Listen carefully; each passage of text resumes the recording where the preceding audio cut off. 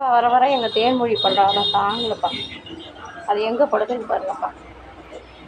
ஏறி நெஞ்சு மேலே படுத்துருக்குப்பா. இதுக்கு பேர் தான் நெஞ்சு நக்கியாப்பா. நெஞ்சு நக்கிட்டாண்டா மாப்பிள்ளை மகள். இதுக்கு பேர் தான் நெஞ்சு நக்கியா. பாருங்க, நான் பிடிக்கல கொடுல. இங்கே பாருங்க, 2 கையும் இந்த பாருங்க காட்டணும். ஒரு கை இந்த இருக்கா, ஒரு கை ஃபோன் பிடிச்சிருக்கு. 2 கையும் பார்த்துக்கிட்டிங்களா, தானாகவே படுத்துருக்குப்பா. யாரும் பிடிக்க வேணாம்ப்பா. அங்கே பாருப்பா, சுத்தம் பண்ணால் ஒன்று தலையில் உட்காந்து சுத்தம் பண்ணுது, இல்லை தோலில் உட்காந்து சுத்தம் பண்ணுது. தூங்கிட்டு இருந்தால் வவுத்து மேலே படுத்துக்கும், இல்லாட்டி இந்தமாரி நெஞ்சு மேலே படுத்துக்குதுப்பா. இதுக்கு பேர் தான் நெஞ்சு நக்கியா. ஆனால் இப்போ அது வவுத்தை தான் நக்குதுன்னு நினைக்கிறேன். ஆக மொத்தத்தில் சீஸ் நக்கி செல்லப்பிடி ரொம்ப இலக்கிதுங்க.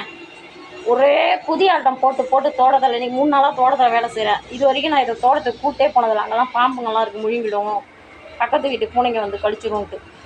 தெரியாத இந்த 3 நாளாக இது வழியை கண்டு என் பின்னாடியே வந்துங்க புதிய ஆட்டம்னா புதிய ஆட்டம், ஓவர் புதிய ஆட்டம் போட்டு அது உடம்புக்கு ஒத்துக்காமல் போய் இழைச்சி ஒரே ஒரு நாள் தான் கழித்து ஒரே சோளம் கொளுத்தி இன்றைக்கி சரியாயிடுச்சு. நேற்று வந்து சிக்கன்லாம் கொடுத்தேன், சாப்பிட்டுச்சு.